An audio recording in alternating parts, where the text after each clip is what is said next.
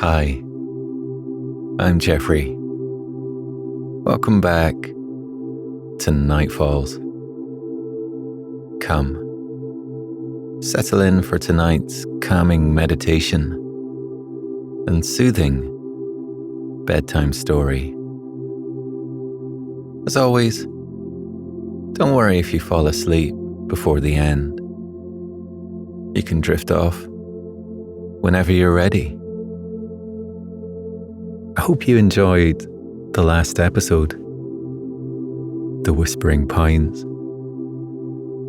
It was such a lovely story to share. I was right there lost with him. And funnily enough, I actually did get lost in the woods the very same day. It's okay because I quite like getting lost. And I love little coincidences. Please do leave me a review and get in touch to let me know if you've had any funny coincidences connected to my stories. I hope you enjoyed tonight and sleep well. Before we begin, here's a quick word from our valued sponsors who make this free content possible. We made USAA insurance for veterans like James. When he found out how much USAA was helping members save, he said, "It's time to switch. We'll help you find the right coverage at the right price. USAA. What you're made of, we're made for. Restrictions apply." For the best way to fall asleep with Nightfalls, you can now become a premium supporter. Enjoy the entire back catalogue of Nightfalls classics, all with a rich, immersive, and totally ad-free experience. If you love falling asleep to Nightfalls, Nightfalls Premium will elevate your sleep while helping to support myself and the team. We love creating Nightfalls, but without supporters, it wouldn't be possible.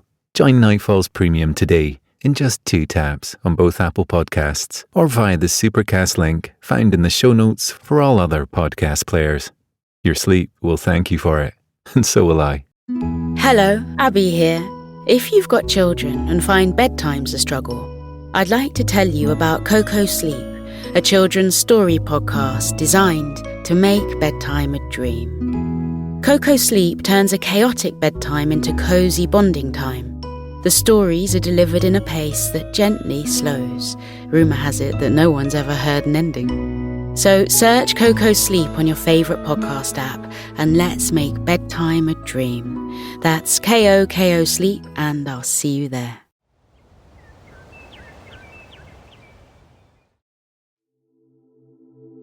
Come, join me beside the fire tonight, and let me tell you of the first endless night I ever experienced. On the one evening of the year when Lyra and a handful of women just as wise band their magic together to bend the passage of time to their will. The moon blazes bright in the night sky, doused in silver moonlight for hours on end. The parts of Nightfalls that only truly flourish by the moonlight reveal themselves, hour by endless hour. They say that time waits for no man. But that night, I learned that time will indeed wait for Lyra and her friends, whenever they ask it to, for however long they wish it. Before we settle into tonight's tale, I want to take a moment to yourself to wind down and relax. Lie back, come to a comfortable position, and allow yourself to simply be as you are in this very moment. Let your body settle into the stillness of the night. Let the muscles of your brow soften release your jaw and allow your tongue to fall away from the roof of your mouth. When you're feeling ready, let your eyes drift closed on the day and draw a deep breath in through your nose. As you breathe out through your mouth, feel yourself sink a little deeper into a state of relaxation. Breathe in and out. Inhale and exhale.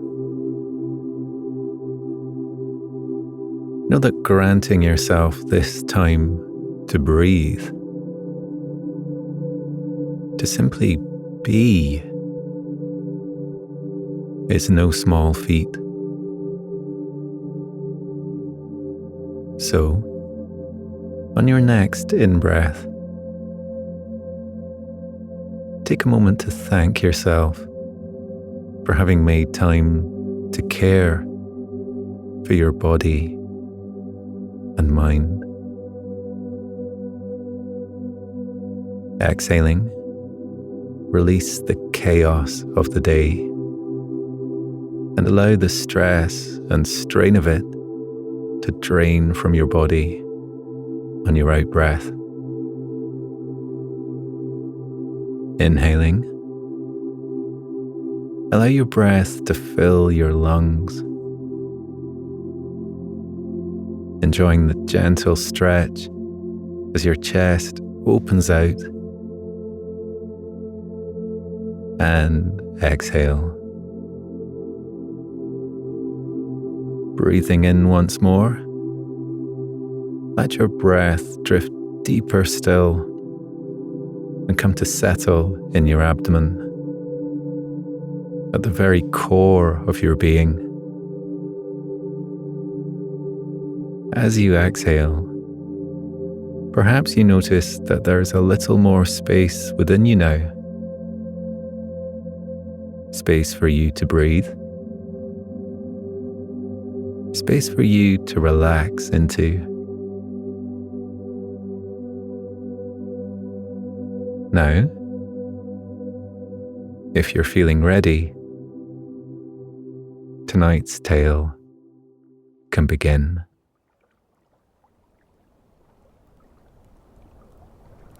The clearing had been awash with quiet all day.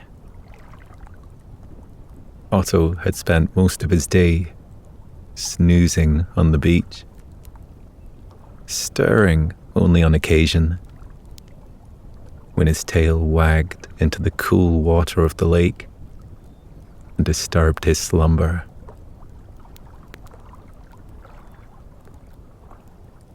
Lyra had yet to call on us in nightfalls, and we hadn't heard head nor tail of Anwen, who had seemed rather exhausted at dinner the prior evening. I imagined she was enjoying a lazy day after Lyra made her promise she would take time out to relax and get some much-needed sleep.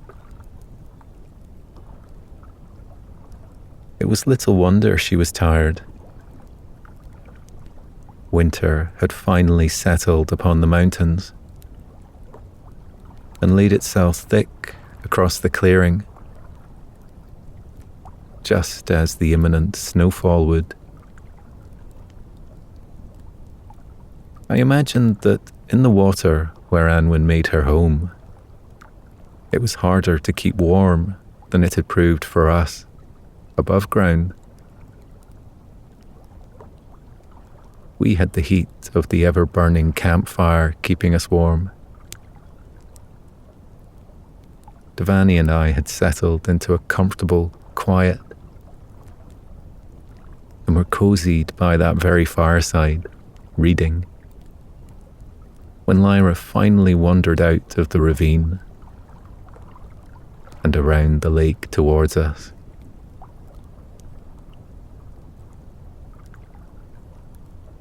"You haven't eaten already, have you?" she asked, her hair looking even more windswept than was usual as she made her way around the lake towards us. "We wouldn't dream of starting without you, Lyra," I called back to her. "Actually," our dear friend began as she reached us, "I've come to invite you to dinner."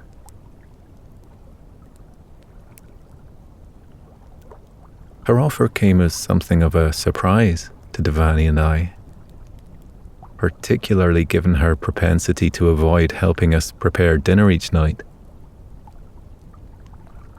Lyra had always offered to clean up and wash the dishes, but it had always seemed that she had little fondness for peeling and chopping, searing, or stewing. What followed our dear friend's offer was a lengthy back and forth where Devani and I insisted we wouldn't want to be any trouble, and Lyra held firm that cooking dinner for us would be no trouble at all. By the time we had finished with a polite amount of toing and froing over her offer, and began to follow her back through the ravine to her cottage, the moon had already crept into the sky above us, and the stars were just beginning to surface.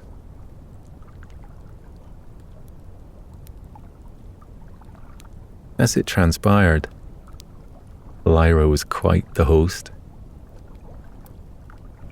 Whilst our dinners by the campfire in nightfalls had always been a casual, cosy affair, Lyra had used her magic to grow a long, low-set wooden table beneath the shelter of the forest canopy.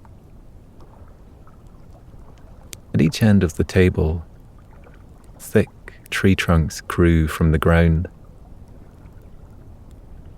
Instead of growing upwards, their branches stretched out towards each other, knitted neatly together to form a tabletop, rather like the wicker ones I'd seen in gardens before.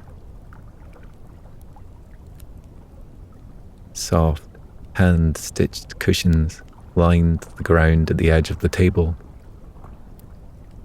It didn't escape my notice that a good deal more places had been set for dinner than guests I expected to be in attendance.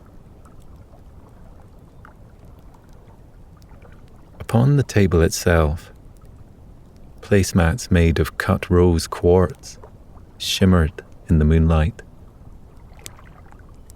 A mismatch of hand-painted clay goblets sat beside the wide-brimmed plates. And as Lyra ushered Devani and I into our places, I realized that the crockery came in matching sets. Devani's cup was sky blue, just as her plate was. At the center of the design, Lyra had rendered Devani on her paraglider, soaring through the skies above nightfalls.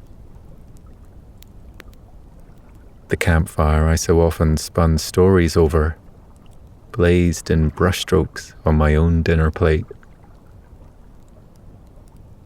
Lyra opened a bottle of something she claimed to have made herself with a pop and poured Devani and I a drink before disappearing back to the campfire to stir the bubbling contents of the crock pot that hung above it.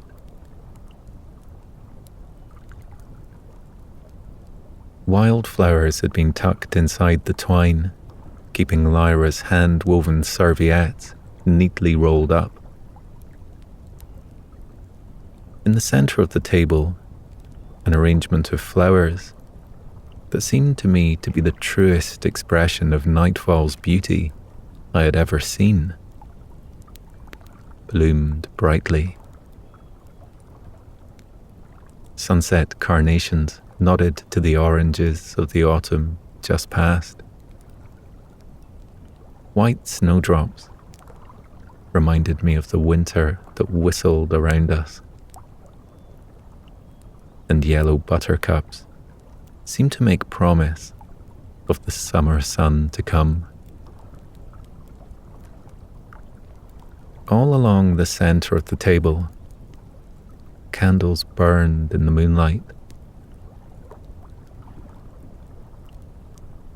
I haven't the foggiest how she managed it, but bright glass lanterns hung from the canopy of trees that stretched out above us,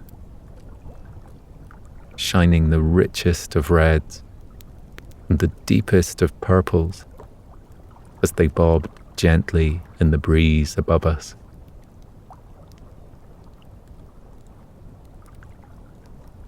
Soon enough, the evening's mystery guests began to drift into the clearing,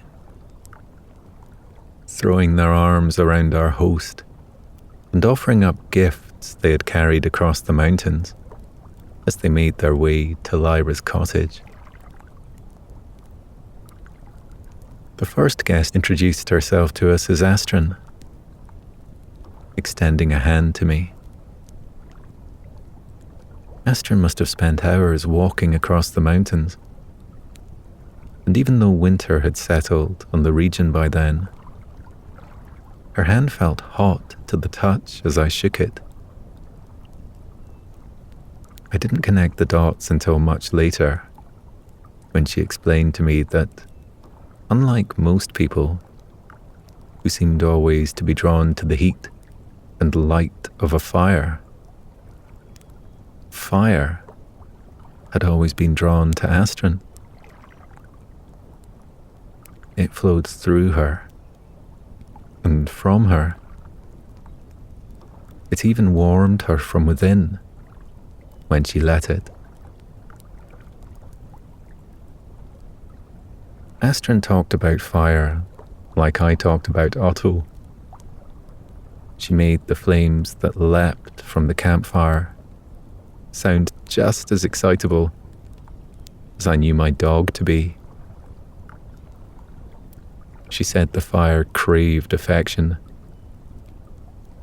And that night, she showed me some of the tricks she had taught it as it jumped from her fingertips and drew shapes that crackled in the air between us.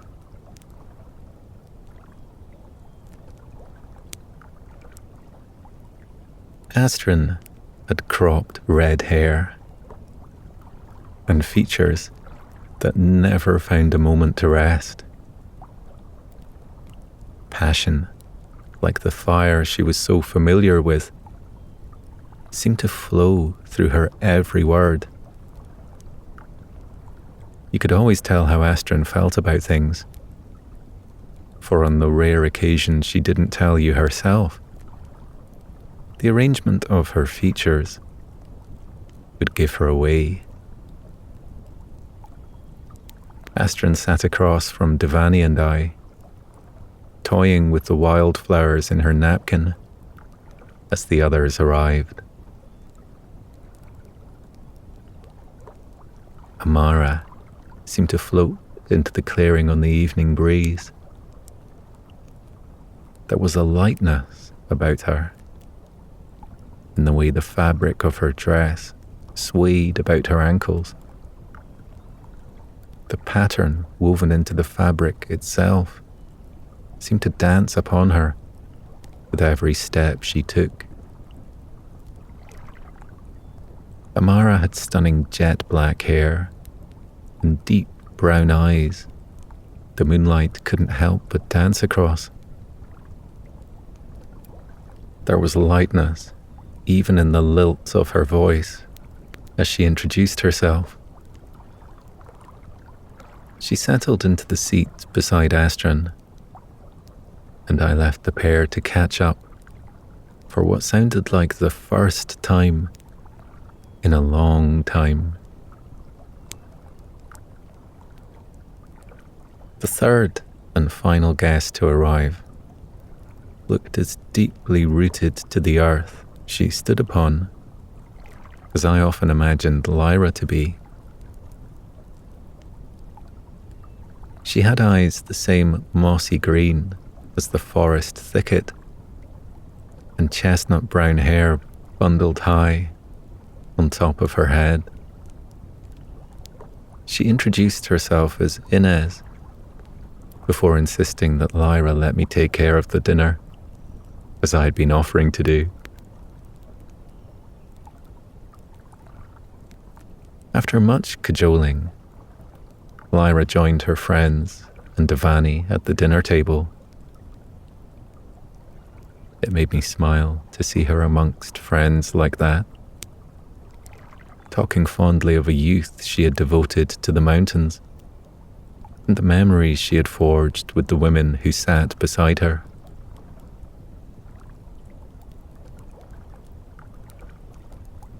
When the rice was fluffy and the curry had cooked through, I gathered the plates and began to serve up dinner. That night, we dined by candlelight, sharing fresh naan bread and filling the gaps in what we knew about Lyra with the stories her friends told.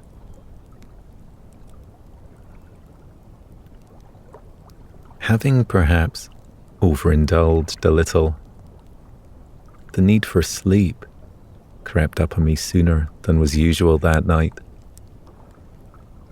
Devandi and I were about to make our excuses when Astrid brushed the breadcrumbs off her legs, folded her napkin neatly on her plate, and came to stand. "Shall we begin, ladies?" she asked, her hazel eyes twinkling by the candlelight.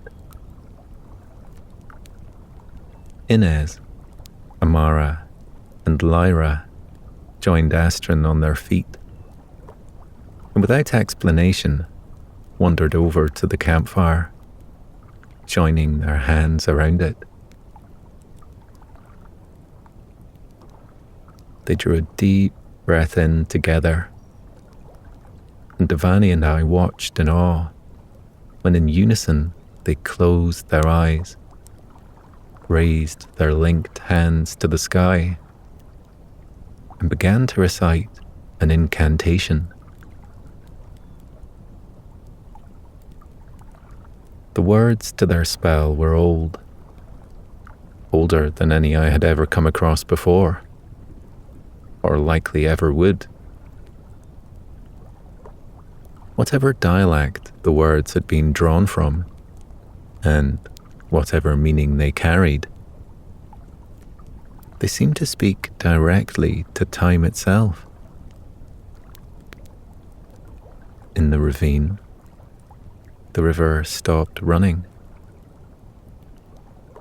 The breeze I'd felt at my back just moments before seemed breathless all of a sudden. When all was still in the clearing, the women tipped their faces up to the night sky, and in the same breath opened their eyes to the moon. It seemed as though moonlight flowed through them and into the earth beneath their feet. A wave of silver light washed across the clearing, and when it seemed as though their spell was complete, Lyra wandered over to us and took a seat beside Devani.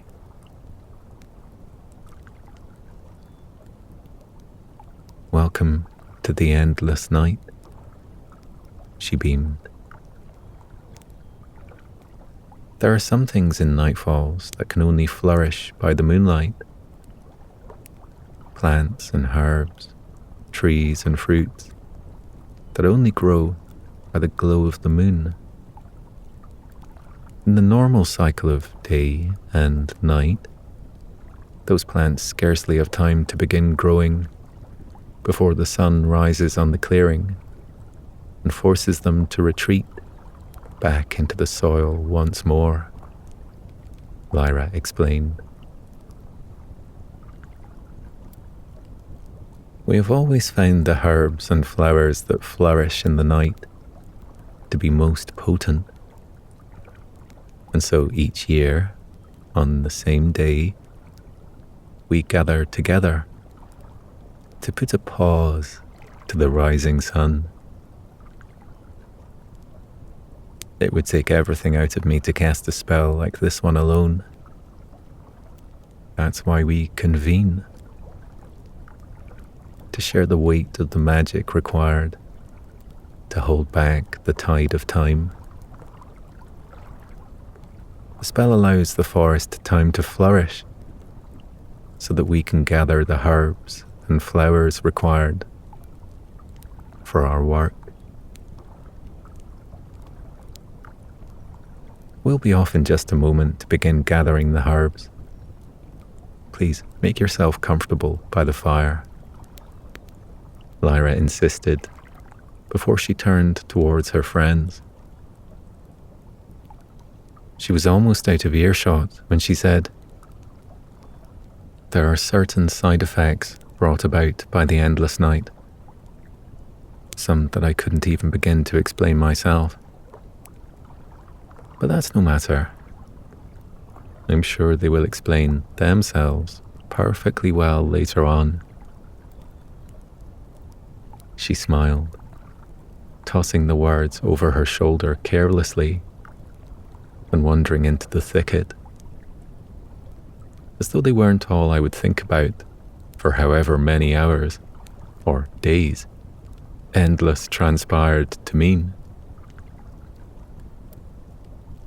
As Lyra and her friends disappeared deeper into the forest, Devani and I relocated to the fireside, pulling over the cushions that had been used beside the dinner table to create a bed that we could stretch out across. Lying side by side, sinking deeper and deeper into those cushions, the calm and quiet of the night was all that crowded the air between us. The fire warmed my toes, and Devani placed her hand in mine as we drifted contentedly in and out of sleep. It had been hours by the time I finally looked out across the clearing.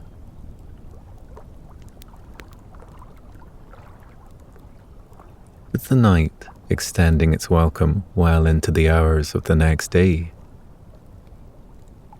the clearing had begun to show an entirely different face to the one I knew it by. Flowers, the likes of which I had never seen, had blossomed in the grass all around us. They were almost like the yellow buttercups that peppered the grasslands in the height of summer, save for the fact that their petals were the very same silver as the moon. Vines of deep blue and purple had begun to creep up the wall of Lyra's cottage. The bright colours reminded me of the oranges of autumn that seemed to burn brighter in nightfalls than anywhere else I had ever known. It struck me that perhaps in these mountains, the nighttime was a season all of its own. All across the clearing, creatures that tended to keep their burrows by day had stayed up late and wandered out of the thicket to try and understand what had given the night cause to bleed into the day. Another hour passed, and the root of an old willow tree I'd always thought to be rotten, made sudden progress toward the heavens. Its trunk grew tall, and its branches stretched wide as they formed. It was mere minutes before the thinner branches began to droop down towards the ground and surround Devani and I. Moments later, when the silver leaves sprouted from those hanging branches, Devani and I found ourselves closed off from the outside world, tucked up in the peaceful shelter of the willow tree.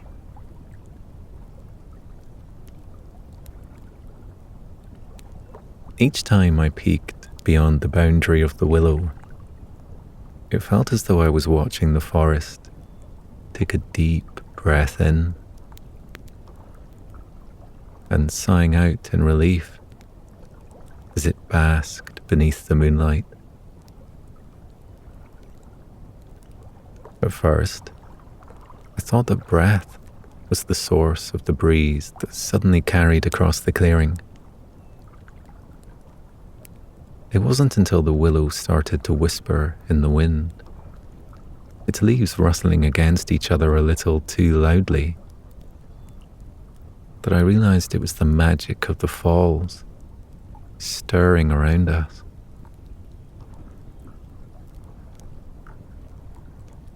As I peered beyond the veil of willow leaves once more,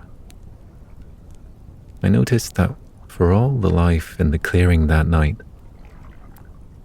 there was only one other, save for Devani and myself, that seemed to have taken a human form. I'd thought it was the evening breeze rustling the leaves of the willow tree, but as I followed the figure wrapped in long swathes of fabric around the perimeter of the tree,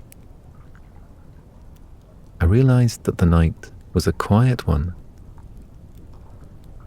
and the source of all the rustling was stood before me, with its back turned, shaking the branches of the willow tree to and fro, chuckling to itself. I wasn't sure what would be more startling, if I were to call out to the figure, or to simply tap it on the shoulder. I had spied its face from where I hid behind the leaves of the willow, and though I didn't recognize it, I could mark its temperament a mile off. The magic of nightfalls had a desire to make mischief wherever it could, and a playfulness that eluded most people of a certain age. I didn't doubt that this was the side effect Lyra had been talking about before she disappeared into the thicket. Perhaps, drunk on the moonlight that flooded the clearing, the magic of the falls was no longer able to hide its form. I cleared my throat, and the magic turned quickly on its heel. I got the sense it wasn't used to being seen, or rather caught, for its face flushed when my eyes met its own. Geoffrey, it nodded abruptly, as though we spoke every day. If I hadn't been certain before, its voice would have given its identity away. I knew that ancient sound. I'd heard it tumbling over the falls before. The one time it had spoken to me in the past. It was 1,000 voices caught up on one tongue and loosed in a single breath. It was entirely unforgettable. "Would you join us by the fire?" I offered, The magic nodded. It had taken the shape of a wise woman, and there was something about each of the women that had come to visit Lyra that I could recognize in its face. It had Lyra's familiar blue eyes and a head of short, rust-red hair that reminded me of Astrid. It smiled at me with the same smile Amara had, and followed me back around the willow tree with all the lightness I knew her to move with. It seemed to me that as Lyra and her friends had whipped up all the magic in the clearing and swept it onto their spell, the magic of Nightfalls had caught a hold of anything it could, grasping onto the nose it wore now and the red hair that cropped at its ears. I pulled back the leaves of the willow tree and held open a door to the world within its branches for the magic to float through. "Devani," the magic said, nodding in her direction by way of an introduction. "Sit, please," I insisted, setting a cushion down beside its feet, just across the campfire from us. The magic settled onto the ground and seemed to relax a little. Perhaps it was simply more used to laying low to the ground. I had often felt its presence in the clearing, clinging to the earth and washing around my ankles, only to sweep across the forest floor when summoned.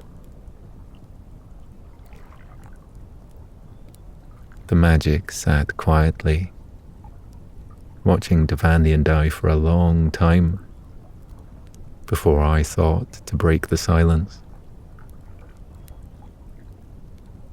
I supposed it had gotten used to watching over us whilst we went about our day, often unaware of its presence around us. It was of comfort to me, knowing that the magic always had an eye out for us and would be close whenever we needed its help. "Do you always have a form like this?" I asked, when I could no longer keep my curiosity at bay. "Barely ever," it replied.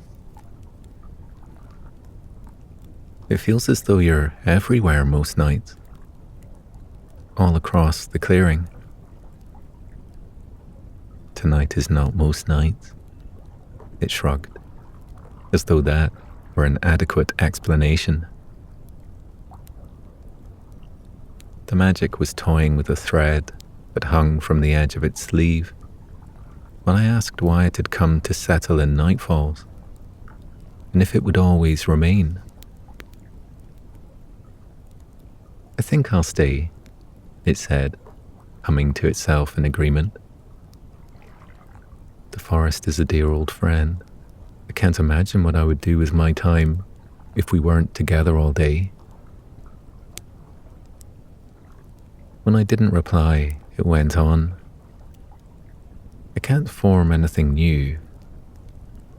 I can enact the forces within me on the flowers in Nightfalls, but I cannot make the very first seed of its kind. The forest can. She's quite marvelous in that way. She works much slower than I do. But look at what she has made." It smiled, waving a hand towards the willow tree and nodding to the forest beyond.